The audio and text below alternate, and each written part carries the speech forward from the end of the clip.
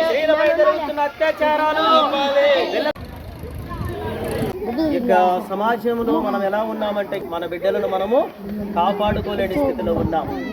ఎందుకంటుంటే గడిచినటువంటి ఆగస్టు 15 మనం ఏం చేస్తున్నాం? స్వాతంత్ర దినోత్సవం చేస్తున్నాం. నిజంగా మనకు స్వాతంత్రం వచ్చిందా రాలేదా? స్వాతంత్రం ఎప్పుడు వస్తుందంటే గాంధీ గారు చెప్పారు, ఎప్పుడైతే స్త్రీ అర్ధరాత్రి ఒంటరిగా వెళ్ళి ఏమి ధైర్యముగా తిరిగి వస్తుందో, సేఫ్టీగా తిరిగి వస్తుందో అప్పుడు మాత్రమే స్వాతంత్రము వచ్చింది అన్నట్టు. నిజంగా ఈరోజు గుండెల మీద చేసుకొని చెప్దాం.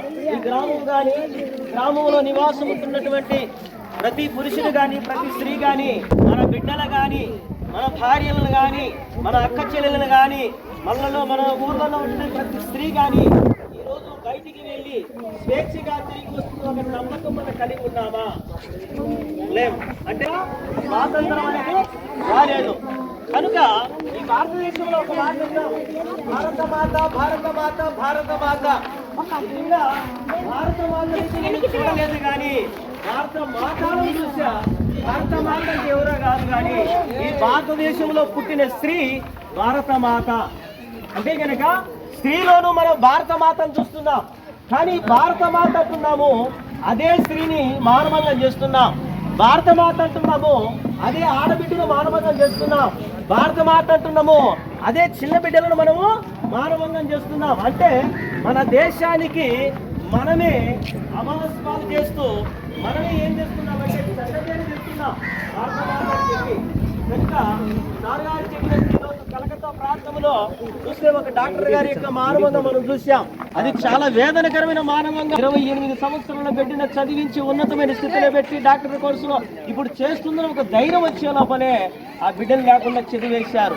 ఇప్పుడు చూస్తే చిన్న బిడ్డలను కూడా 6 నెలల పసి బిడ్డను సొంత చిన్ననే తీసుకెళ్లి మానవంగా చేశారండి. ఎన్ని నెలల పసిబిడ్డ? 6 నెలల పసిబిడ్డను మానవంగా చేశారు. 6 నెలలటువంటి చిన్న బిడ్డను 6వ తరగతి 7వ తరగతి చదువుతున్నటువంటి మగపిల్లలు తీసి మానవంగం చేశారంట. ఇది ఎంత అరాచకము! మనమందరం ఈ రోజు మేకవారిపల్లె గ్రామంలో ఈ రకంగా కూడుకొని మనము ఈ రకంగా నిరసన తెలియపరుస్తున్నామంటే ఇటువంటి ఆపాలి. అందుకే ధర్మో రక్షితి రక్షితగా అంటారు. అంతేగా మానవ సేవే మాధవ సేవ అంటారు.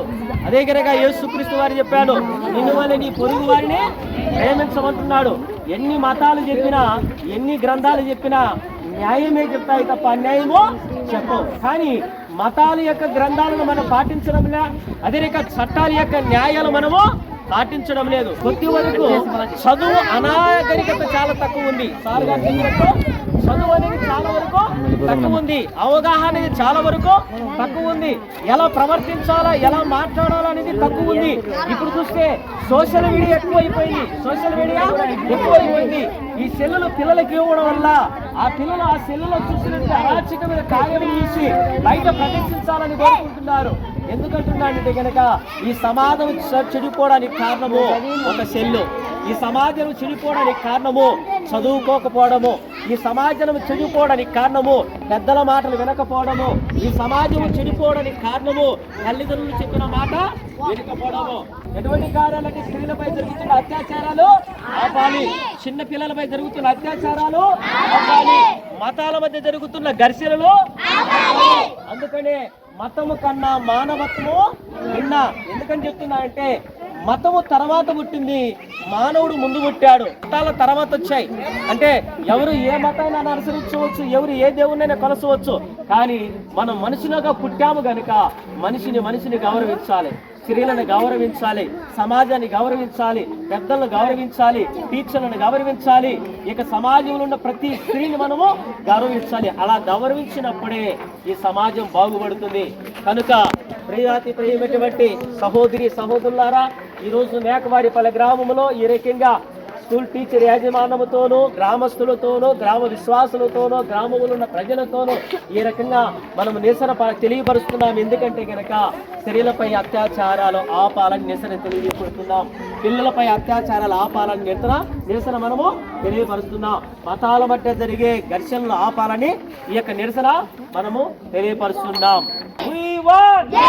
స్త్రీలపై అత్యాచారాలు, పిల్లలపై అత్యాచారాలు ఈరోజు ఈ యొక్క చర్చి పాస్టర్స్ మంచి నిర్ణయం తీసుకొని ఒక కార్యక్రమం నిర్వహించడము చాలా శుభ సందర్భం. ఎందుకంటే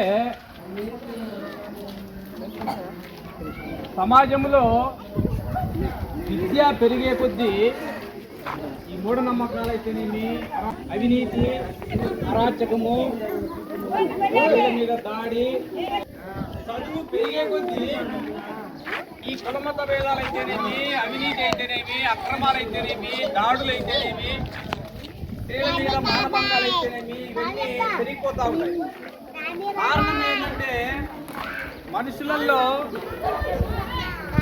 కావాల్సినటువంటి నైతిక విలువలతో కూడినటువంటి చదువులు లేకపోవడం, చదువులు కేవలము మార్కుల కోసమే చెప్పడం, విద్యార్థులలో నైతిక విలువలు పెంపొందించకపోవడం, ఇలాంటి కారణాల వలన ఈరోజు ఈ విధమైనటువంటి అవినీతి, అక్రమాలు, కులమత భేదాలు ఇవన్నీ పెట్టరేగిపోతున్నాయి. ముఖ్యంగా పాఠశాలల్లో, కళాశాలల్లో మన విద్యా విధానంలో మార్పు రావాలి. మార్పుల కోసమే పాఠాలు చెప్పడం కాకుండా ఈ నీతి సూత్రాలు పెద్దల ఎడల, మహిళల ఎడల, పిల్లల ఎడల మనం ఏ విధంగా ప్రవర్తించాలనో అలాంటి నీతి సూత్రాలు పిల్లలకు కానీ నేర్పించకపోవడం వల్ల ఈరోజు పిల్లలు చెడిపోతే రేపు సమాజం చెడిపోతుంది. ఈనాటి బాలరే రేపటి పౌరులు అన్నారు. అంటే ఈరోజు పిల్లలే రేపు సమాజాన్ని లీడ్ చేయాలి, సమాజాన్ని నడిపించాలి. ఈరోజు పిల్లలు సక్రమంగా పెరిగితే రేపు సమాజం కూడా సక్రమంగా ఉంటుంది.